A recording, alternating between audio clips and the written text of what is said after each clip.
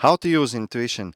This question comes up almost always when working with people to improve the career or business. And how better can I explain intuition than through a personal example? And that example is about how I healed one emotional wound by following intuition. First, about the wound. It's around 20 years ago, when I was getting into my teenage years. I was still singing in a child choir. And in this choir, there was one moment when I was singing a high pitch. So I'm singing the high pitch like, oh, and at one moment my voice breaks into like, wah! And everybody is laughing around me. I'm not. I was super embarrassed at that moment. I was red and I wanted to disappear somewhere. However, I stopped singing, I quit the choir afterwards, and I tried to forget this embarrassing moment forever. Now, in nowadays, I was having a rebirth breathwork session, and after that session, I was talking with the coach, Andris, and from Sequoia Space, and he recommended me to go to somewhere where there's more sun to fill my batteries. Logically, it didn't make sense for me because I was busy. However, it felt right, so I decided to go according to his suggestion. And then I was thinking about where to go. Then I remembered the painting that I had saved in my computer a while ago. I opened this painting, I was looking at it, and I saw that this somehow connects with the feeling of Greek or Cypriot culture energy. So eventually I bought tickets to Cyprus, and when I was in the first evening landed there, I decided to go for a dinner to a local Cypriot restaurant. So I come in, almost sit at the table, and then I had a feeling, no, this is not the one table, I want that one near the window because there it feels nicer. So I went to that other table, sat down, and immediately I hear there's a group of three ladies speaking in my mother tongue Latvian next to me. So for a moment I was giggling inside, thinking if to tell that they understand it or not. Eventually I told them that, hey, I understand what you're speaking, just in case. So we laughed, had some small talk, and then they're about to leave. And at that moment, I noticed on the finger of one of the ladies a tattoo which is identical with a symbol on a book that I'm reading. So I asked her, what's this symbol about? And she told me, and then I asked, do you know this lady? I named the author of the book. And she said, yes, I know her because I was a photographer for one of her books before. And then the other lady in the group says, and I was the composer of music for her previous works. We started to talk more, and then it all ended up with me asking each one of them, well, given that we met by this very interesting nature, let's share what is this one thing that I could take from you and I could give to each of you. So we identified these things, and then I had the singing coaching lesson with Layla. Layla Ali is her name. And in this singing lesson earlier this week, I got to the point where, again, I have to raise the pitch, and at one moment I feel that there's something blocking. I can't go higher, but at the same time, I have a feeling that I should be able to. It's like in a car.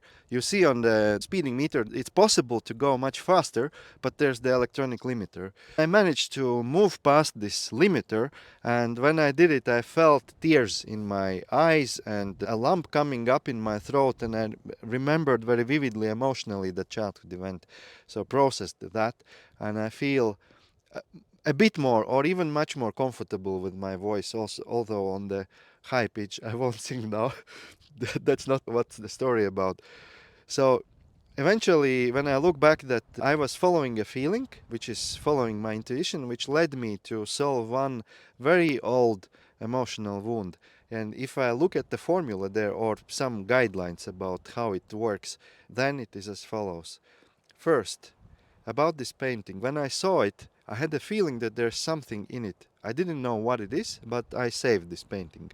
I didn't have emotion like curiosity or joy or anger, nothing. Just this feeling that there's something in it. So this something there is in it is a guidance that your intuition is telling that there's something might be in it.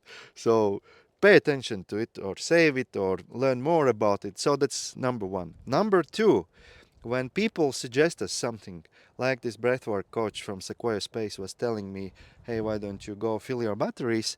Logically, it didn't make sense. I was busy, but it felt right. It felt it makes sense what he's saying. So again, if there's this situation that someone is telling you something and the mind is telling no, but something on a deeper level is saying yes, it makes sense, then it's your intuition most probably speaking. Then number three, This example of choosing the table at the restaurant, why I chose eventually the other one is because of the enthusiasm. I felt that if I would be sitting there near the window where I see the light and the street, I would just feel more inspired there. So following enthusiasm is also following intuition. Then the next one is this tattoo which attracted my attention. If something attracts your attention, okay, it's the same actually as number one. There's something in it. Yeah, you follow the thread, ask the question like, what is it? Can you tell me more about it?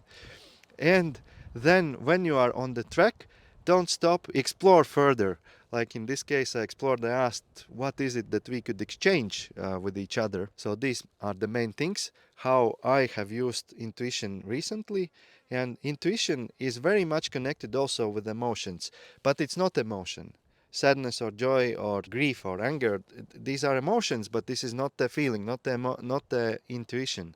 But if we have blocked our emotions, if we don't allow ourselves to live out our emotions, it's then also, this flat, everything's gray, don't feel anything, then of course it's very hard also to sense these fine messages from the intuition also. Therefore, the practical suggestion how to get better at using intuition is to start paying attention to the emotions and to allow to feel the emotions, even the so-called bad emotions like anger, sadness. It's okay to be in them, to go deep in them, to process them. They will pass. You don't have to repress them. You don't have to lash out on someone with that. To allow yourself to feel the emotions, this is one of the steps to improve the intuition. And the second one is to act upon intuition. It's like a muscle. Once you start training it, once you start paying attention to it, you get better at hearing the messages, deciphering the messages, and implementing them in your life and business.